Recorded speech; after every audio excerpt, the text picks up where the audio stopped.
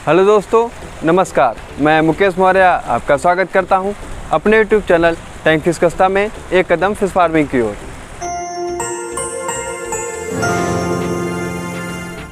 Harvesting के बाद सबसे ज़्यादा जो हमसे पूछा गया क्वेश्चन FCR को लेके कि आपका FCR क्या रहा, तो हम FCR को इसलिए नहीं बता पाएंगे क्योंकि हमारे पास 24 टैंक हैं और 3 टैंक की हार्वेस्टिंग की गई है, तो इसको बता पाना थोड़ा मुश्किल है।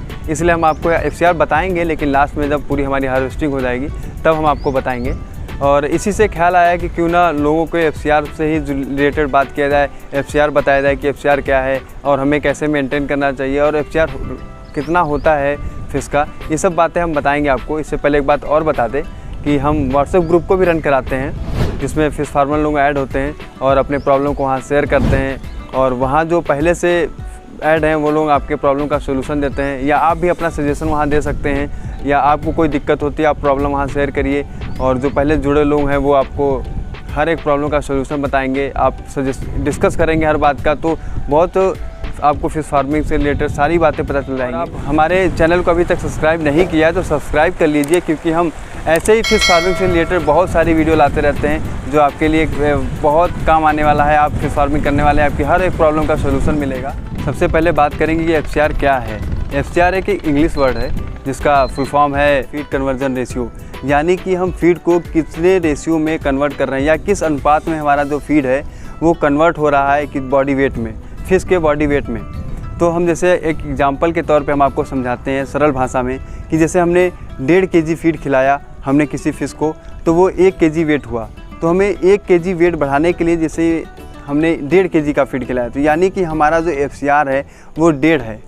जैसे कि हम इसको निकालेंगे कैसे, इसका फार्मूला जो हमारा है इसको निकालने का, FCR को निकालने का, कि सबसे पहले हम टोटल फीड रखेंगे ऊपर, फिर उसके बाद हम रख देंगे कि हमारा जो वेट बढ़ा है 1 kg, उससे डिवाइड करेंगे तो उससे हमारा 1.5 निकलेगा। जैसे अभी हमने एग्जांपल दिया था उस तौर पे, तो हमारा जो FCR चल रहा है वो 1.5 है, यानी कि हमें ये बताएगा एक फिश पे हमने कितनी फीड लगा दी या कितना कॉस्ट आ गया हमारे फीड का। जैसे हमारा 1.5 आया, तो 1.5 यानी कि हमारा जो kg इसमें फीड चल रहा है 40 का है, तो यानी कि हमने 60 रुपये का एक फिश को फीड खिला दिया, या 60 रुपये में कह लीजिए हमारा 1 kg वेट बढ़ा है हमारे फिश का। जैसे जब हम हार्वेस्टिंग करते हैं तब हमें FCR को निकालना है, तो कैसे निकालेंगे। जैसे हमने किसी पॉन्ड में या टैंक में अपना जो सीड डाला, मैंने 1 kg डाला, जो टोटल फीडिंग कराई 4 से 5 महीने जो भी हों हमने फीडिंग कराई वो 140 kg हुआ। फिर हमने जब हार्वेस्टिंग की 4 से 5 महीने बाद, जैसे हमारा हार्वेस्टिंग का वेट जो हुआ 101 kg हुआ, तो हमें FCR का, जैसे मैंने स्टार्टिंग में ही फार्मूला बताया था कि total feed upon total harvesting, तो हमारा यही फार्मूला काम करेगा। लेकिन हमें टोटल हार्वेस्टिंग निकालनी है, तो हमें कैसे निकालना है कि एग्जैक्ट जो हमारी हार्वेस्टिंग हुई है उसे कैसे निकालना है FCR के लिए। जैसे हमारा टोटल हार्वेस्टिंग है 101 kg, जैसे मैंने बताया यहाँ पे, फिर हमारा जो सीड वेट है उसको हमें माइनस करना पड़ेगा, क्योंकि हमें एग्जैक्ट FCR चाहिए। तो हमें 101 kg में से 1 kg निकालना है, जैसे 100 आ गया। फिर हमें FCR को निकालने के लिए, जैसे मैंने बताया था total feed upon total harvesting, तो हमने टोटल फीड को ऊपर रख दिया और टोटल हार्वेस्टिंग जो हमारी है 100 kg मैंने उसको नीचे रख दिया, तो इसको डिवाइड किया तो हमारा 1.4 आ गया। और यहाँ पे मैंने रेशियो का साइन लगाया और 1 लगाया, क्योंकि 1 जो है ये फिश का बॉडी वेट है, तो 1 kg बढ़ा, यानी कि 1 kg वेट बढ़ाने के लिए फिश का हमें 1.4 फीडिंग करानी पड़ी, 1.4 kg फीडिंग करानी पड़ी, इसलिए हमारा जो FCR आया 1.4 आया है। तो ये हमारा एग्जैक्ट FCR है हमारे हार्वेस्टिंग का। फिश फार्मिंग में FCR का महत्व क्या है, हम उस बारे में बात करते हैं।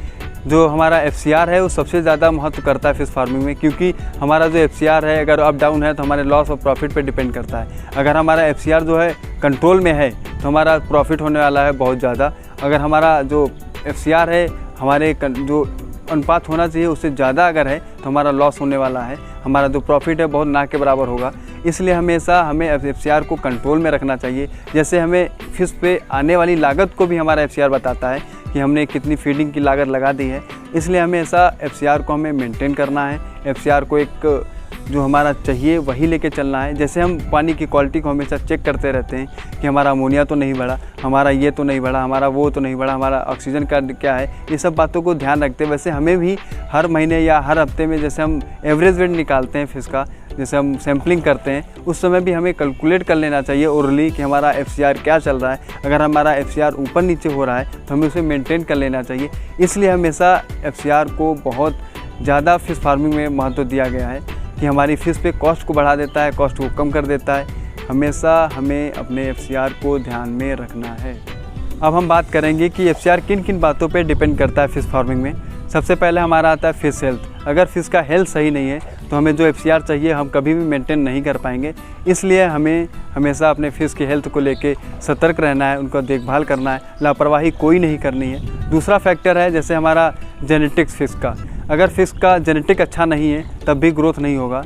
जैसे हम फीडिंग कराते रहेंगे और ग्रोथ ही नहीं होगा तो हमारा FCR जो है बहुत हाई चला जाएगा, जिससे हमें बहुत लॉस हो जाएगा। तो इसलिए हमें फ़िश के जेनेटिक को लेके भी बहुत ध्यान रखना है। जब सीड लेने जाएँ तो ये सब बात को ध्यान रखें। हमारा तीसरा फैक्टर है वो इन्वायरमेंट है। अगर हम फ़िश के अकॉर्डिंग इन्वायरमेंट नहीं दे पा रहे हैं तब भी हमारा जो FCR है वो बहुत हाई अप हो जाएगा। इसलिए हमें हमेशा इन्वायरमेंट का बहुत ख्याल रखना चाहिए, जैसे मौसम, वाटर क्वालिटी यानी कि अमोनिया, नाइट्रेट, डीऑक्सीजन, इन सब बातों को बहुत ध्यान रखना है। हमने किस समय सीड डाला है ये भी बहुत ध्यान रखना है कि इन सब बातों को बहुत ध्यान रखते हुए हमें लेके चलना है, तभी हमारा जो FCR है वो मेंटेन हो पाएगा। हमारा जो अगला फैक्टर है वो हमारा फीड है कि जैसे हमें प्रोटीन, फैट जिस परसेंटेज में चाहिए क्या उस परसेंटेज में है। अगर हम इस चीज़ को ध्यान में नहीं रखेंगे तब भी हमें जो फ़िश का ग्रोथ चाहिए था वो टाइम पे नहीं हो पाएगा और हमें ज़्यादा फीड देनी पड़ जाएगी। इसलिए हमारा जो FCR है वो बहुत हाई चला जाएगा। अगला फैक्टर है वो फीडिंग, कि हमें किस समय कितना फीडिंग कराना है। जैसे हमें फ़िश के बॉडी वेट के अकॉर्डिंग, हमें परसेंटेज के अकॉर्डिंग हमें कराना होता है फीडिंग। हमें उस चीज़ को भी बहुत ध्यान रखना है। अगर हम कहीं ज़्यादा परसेंटेज में अगर फीडिंग कराने लगेंगे तब भी हमारा जो FCR है वो बहुत हाई चला जाएगा। इसी हम फीडिंग पे ही हमने एक वीडियो बनाई हुई है, आई बटन में दिया हुआ लिंक, आप उस पर जाके देख लीजिए। आपको बहुत अच्छी तरीके से समझ आ जाएगा कि हमें कैसे फीडिंग कराना है, किन बातों को ध्यान रखना है फीडिंग के टाइम। एक बार हम आपको फिर से बता दें कि FCR किन किन बातों पे डिपेंड करता है। सबसे पहले हमारा आता है फिश हेल्थ, फिर दूसरा जेनेटिक्स, तीसरा हमारा एनवायरनमेंट, चौथा हमारा फीड, पाँचवा जो हमारा आखिरी है जो फीडिंग।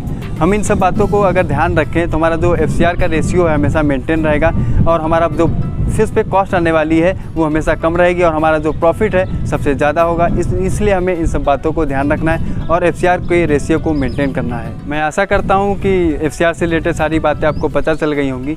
अगर आप हमारे चैनल पर नए हैं तो हमारे चैनल को सब्सक्राइब करिए, लाइक कीजिए, ज़्यादा से ज़्यादा लोगों को शेयर कीजिए, क्योंकि हम फिश फार्मिंग से रिलेटेड वीडियो लाते रहते हैं और हम व्हाट्सएप ग्रुप को भी रन कराते हैं। वीडियो के नीचे डिस्क्रिप्शन में लिंक दिया हुआ है, आप वहाँ जाके ज्वाइन कर लीजिए। मिलते हैं आपसे नेक्स्ट वीडियो में, तब तक आप अपने मछलियों को दाना, पानी और हवा देते रहिए।